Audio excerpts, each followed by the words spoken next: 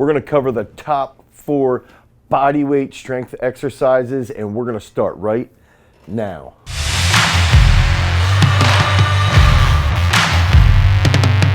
What's up, everybody? It's Dane Miller from GarageStrength.com, and if this is your first time to the channel and you're interested in getting stronger, you want to be more explosive, you want to run faster, you want to learn how to manipulate your body weight a little bit more effectively, make sure that you like, you subscribe, and you ring that notification bell so we can help you become a champion. So when athletes are traveling or we're stuck in a quarantine and we don't have access to any gyms, maybe you're traveling 12 hours on a plane. Maybe your state is completely shut down and you can't get to the gym. All of these instances are actually real life. These are instances that world-class athletes have to deal with, and these are instances that normal people have to deal with. Right now, during the coronavirus, there's a lot of gyms that are shut down, and there's a lot of athletes wondering, can I do body weight exercises and still maintain my strength? And that's a really important question, and one of the big things we got to answer right off the bat is, what is strength? And so if you can think about strength as the application of force upon an object, or just maintaining a strong position, so being able to handle pressure against yourself. So these are 2 very simple definitions of strength, and we've got to think about, now we can take that step back and we can start to dive deeper into, all right, can body weight exercises actually help us improve our strength levels? And it's very dependent upon what your actual sport is. If you're a sprinter, for sure. If you are a wrestler, absolutely. There are body weight exercises that can even help you as a thrower, as a football player, as an offensive lineman, as a linebacker. Manipulating and controlling your body is a very, very important aspect of athletics. Having body control is imperative to being more athletic. It's imperative to understanding rate of coordination. And in most sports, almost every single sport, rate of coordination is paramount to long-term success. So now we can take that step back. We know what strength is. We know what rate of coordination is. We know that many different body weight exercises can help improve these strength qualities.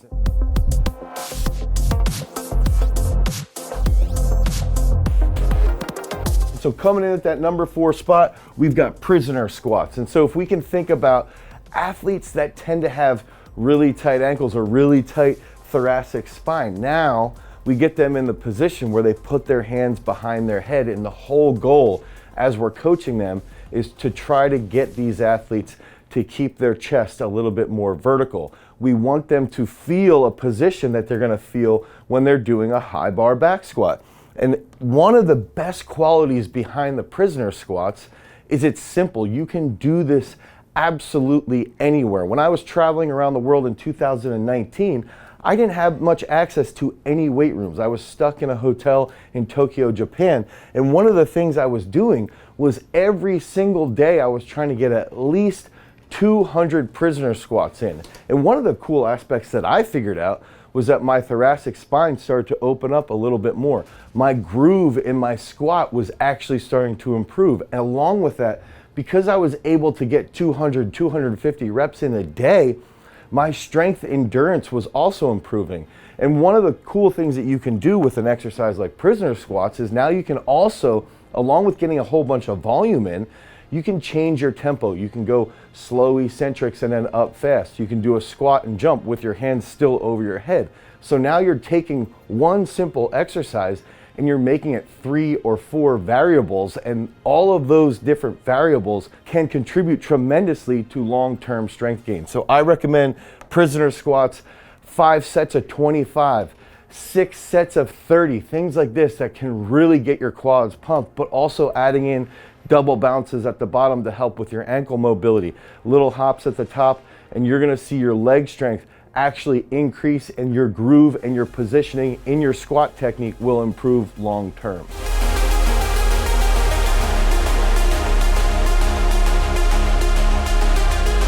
Coming at that number 3 spot, we've got reclining row. And this is a body weight exercise that's really helpful for individuals who are struggling to do pull-ups. So one of the cool things when you are traveling or when you're struggling to find a gym or you can't get to the gym because you're on quarantine or you're completely shut down is that you can go outside, you can do pull-ups on a tree, you can do pull-ups on doorways, you can do pull-ups in various different places. But if you're not strong enough to actually hit those pull-ups, you can use reclining rows. And when I was in Tokyo, Japan, one of my most enjoyable exercises was taking a towel and wrapping it around a door frame and actually doing reclining rows holding the towel. Now all of a sudden my forearms are gonna get a nice pump. I'm getting a nice pump in my biceps and my lats are getting stronger. And so I recommend finding a table, again, a door frame, anywhere that you can put a towel around, or if you're on a table or a desk, you can grab the side of the desk, you can grab the side of the table, make sure the other side is actually in place, and you can start to rep out reclining rows. Even different parks, if you have a swing or if you have a bar that goes across somewhere, you can sneak under there and you can start busting out those reclining rows. And what ends up happening is, again, it's similar to the prisoner squats. You can get a whole ton of volume in, especially if you get to the top. You bring that sternum to the bar or the sternum to the desk, the sternum to the table, and you squeeze. Now, when you get back into your normalcy, your normal training situation, you can bust out a whole bunch of pull-ups because you're learning how to retract at the top of that pull. Along with that, you're learning how to utilize your lats more effectively in coordination with your biceps. And so if you can hit 6, 7 sets of 15 to 30 reps somewhere in there, not only are you going to get stronger, you're going to start to be a little more hypertrophic. You're going to start to see this transfer really, really well over into your pull-ups, and you're going to be able to bust out more pull-ups because that strength endurance is going to be improved.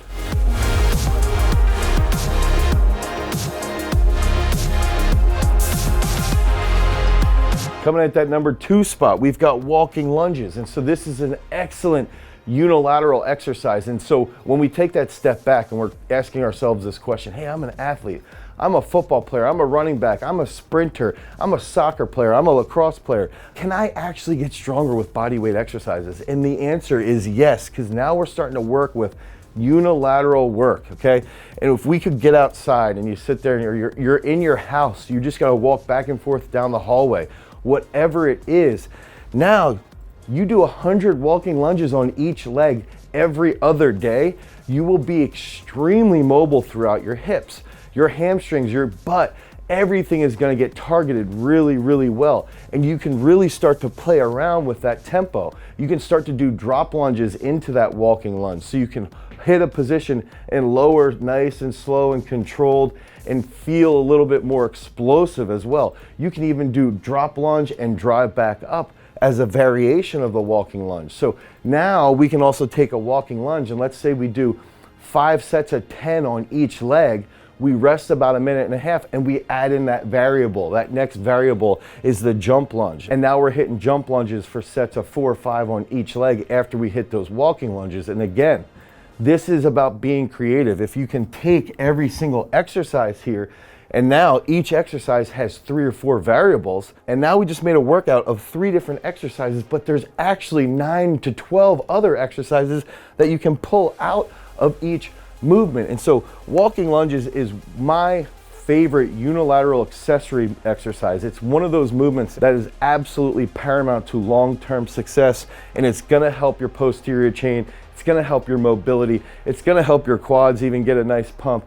And if you can stay more upright, now you're gonna also have that better dynamic trunk control later on, so that when you get back into normalcy, you're gonna be able to maintain that strength and improve your technique.